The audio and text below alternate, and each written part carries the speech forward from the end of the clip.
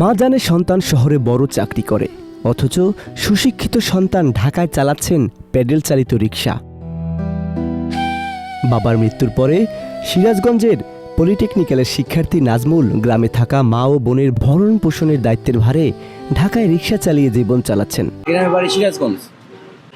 এখন তো রিক্সা চালাই যাচ্ছে টাকা। এখন বাড়িতে সমস্যা, বাবা মারা যাওয়ার পরে বাড়িতে পারিবারিক সমস্যা হওয়ার পরে তিনি জানান, বেশ কিছু চাকরি খুঁজেছেন কিন্তু পাননি, তাই বাধ্য হয়ে রিক্সা বেছে নিয়েছেন।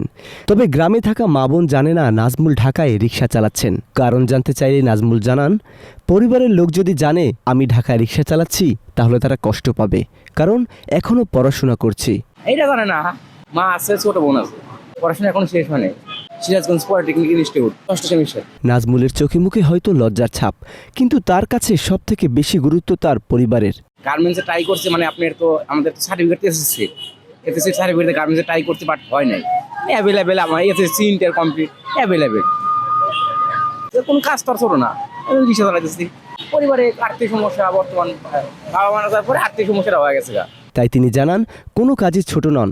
যখনই তিনি দেখেছেন বাবার মৃত্যুর পরে পরিবার বিপদে পড়েছেন, তখন আর তিনি নিজের জন্য ভাবেননি, পরিবারের কথা ভেবে তিনি তাই এই পেশা বেছে নিয়েছেন।